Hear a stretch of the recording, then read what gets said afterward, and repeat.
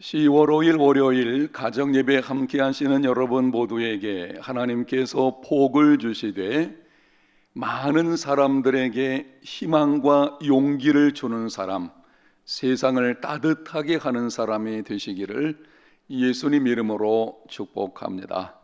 찬송가 96장 함께 부르겠습니다.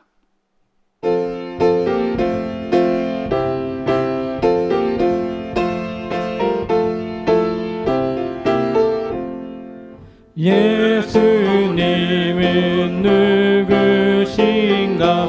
우는 자의 위로와 없는 자의 풍성이며 전한 자의 높임과 잡힌 자의 노임되고 우리 기쁨 되시네.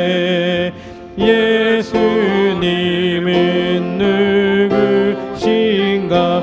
약한 자의 강함과 눈먼 자의 빛이시며 병든 자의 고침과 죽은 자의 부활되고 우리 생명 되시네.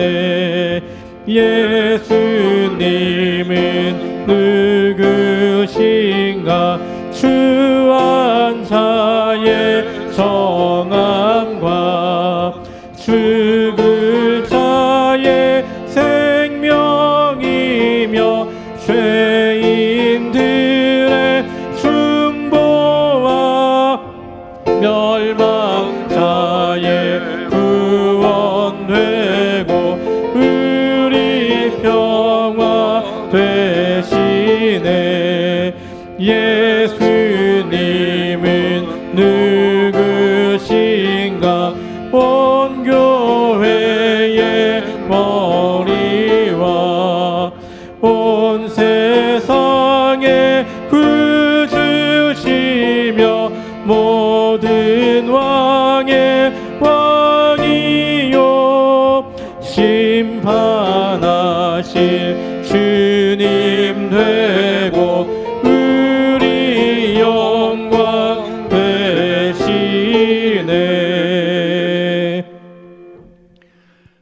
오늘 주시는 하나님의 말씀은 고린도후서 8장 1절부터 15절 말씀 되겠습니다.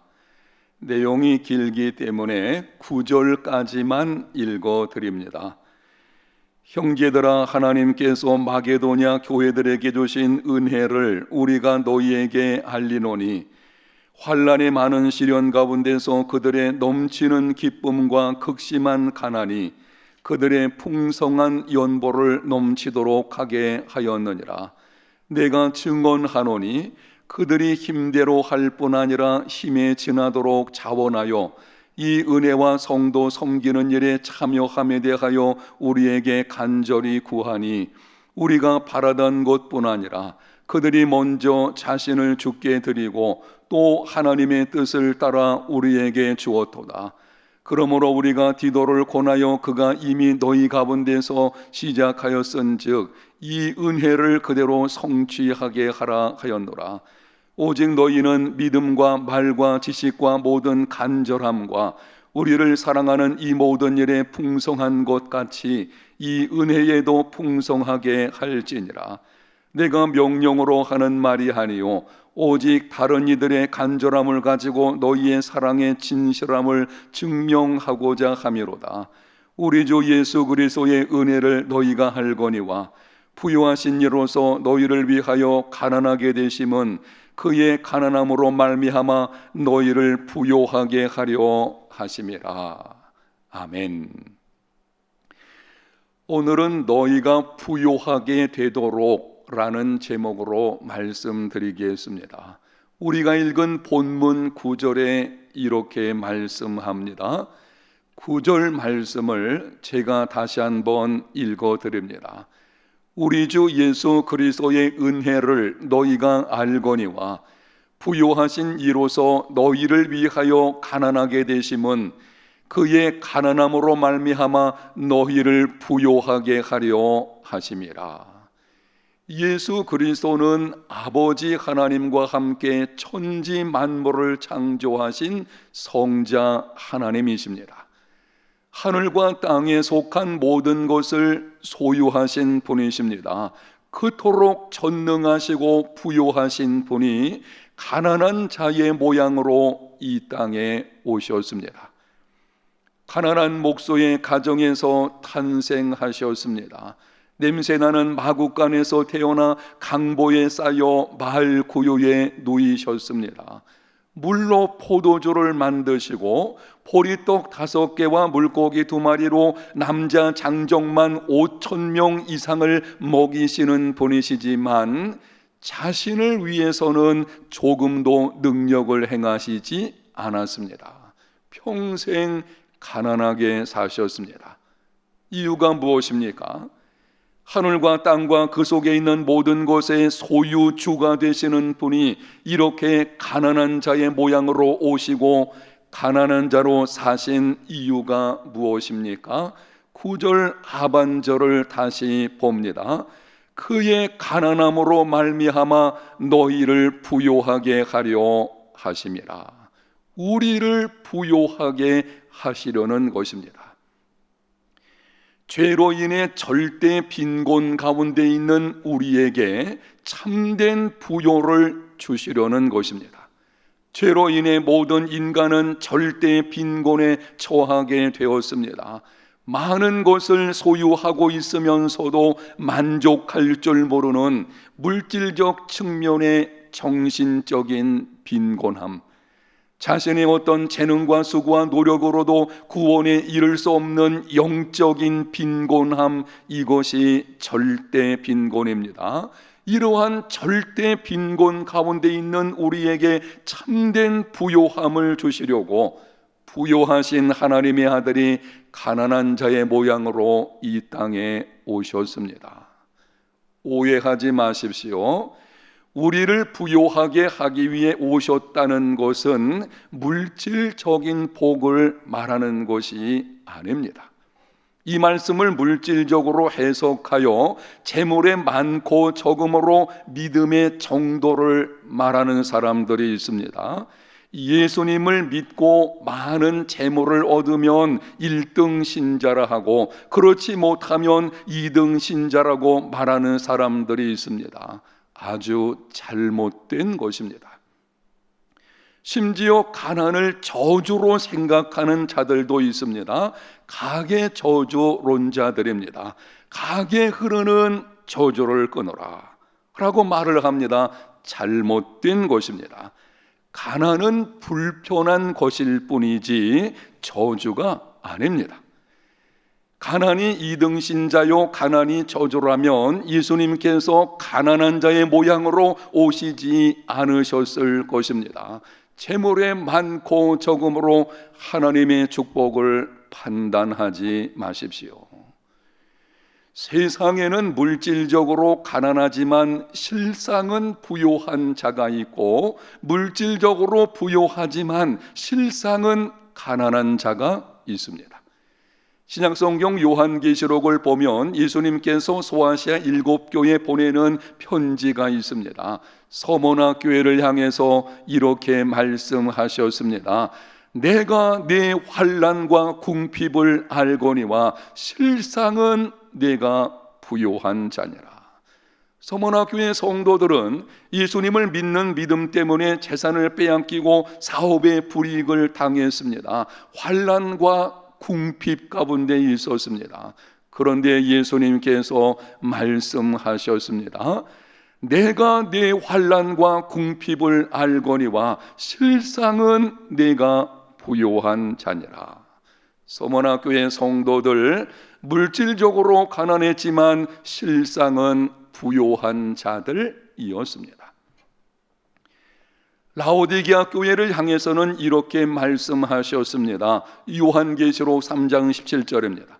네가 말하기를 나는 부자라 부유하여 부족한 것이 없다 하나 네 곤고한 것과 가련한 것과 가난한 것과 눈먼 것과 벌거벗은 것을 알지 못하는 도다. 당시 라오디게아는 매우 부유한 도시였습니다. 큰 부자들이 교회 나오게 되었고 교회 재정도 풍성했습니다. 큰 소리 쳤습니다. 나는 부자라 부유하여 부족한 것이 없다. 그런데 예수님께서 말씀하셨습니다. 네 곤고한 것과 가련한 것과 가난한 것과 눈먼 것과 벌거벗은 것을 알지 못하는 도다. 라오디게아 교회 성도들은 물질적으로 부유했지만 실상은 가난한 자였습니다. 그러면 재물의 많고 적음과 상관없이 실상은 부유한 자, 참된 부자는 어떤 사람입니까? 예수님처럼 행하는 것입니다. 예수님은 부유하신 이로서 우리를 부유하게 하기 위해서 가난하게 되셨습니다. 예수님처럼 다른 사람을 부유하게 하기 위해 자신과 소유를 내어놓는 사람, 가진 것이 많지 않아도 다른 사람에게 희망과 용기를 주기 위해 자신을 내어주는 사람, 자신이 소유한 것으로 세상을 따뜻하게 하는 사람, 이 사람이 진정으로 부유한 자입니다. 신약성경 누가복음 12장에 보면 한 부자의 비유가 나옵니다. 풍년대작하여 엄청난 부를 얻었습니다. 그런데 하나님께서 그 부자를 향해서 어리석은 자라고 하셨습니다. 그 이유를 이렇게 말씀합니다. 자기를 위하여 재물을 쌓아두고 하나님께 대하여 부유하지 못한 자가 이와 같으니라. 진정한 부자는 하나님께 대하여 부유한 자입니다. 하늘의 보물을 쌓는 자입니다. 자신의 소유를 가난하고 소외된 자들과 함께 나누며 즐거워하는 자들입니다. 세상에는 세 종류의 부자가 있습니다. 많이 벌어들이는 부자가 있고, 끝까지 붙잡고 지키는 부자가 있고, 쓰는 부자가 있습니다. 여러분에게 질문합니다. 이 세 종류의 부자 중에 누가 진정한 부자이겠습니까? 사람은 누구든지 쓰는 것만큼 부자입니다. 현재 내가 가지고 있다 그래서 나의 것이 아닙니다. 내가 쓴 것만 나의 것입니다. 어떤 사람이 이렇게 말을 했습니다. 가난뱅이 중에서도 가장 가난뱅이는 부하면서 인색한 사람이다. 없어서 못 쓰는 사람이 아니라 있으면서도 못 쓰는 사람이 가장 불쌍한 사람이라는 것입니다. 예수님께서 말씀하셨습니다. 마태복음 6장 19절과 20절입니다. 너희를 위하여 보물을 땅에 쌓아두지 말라.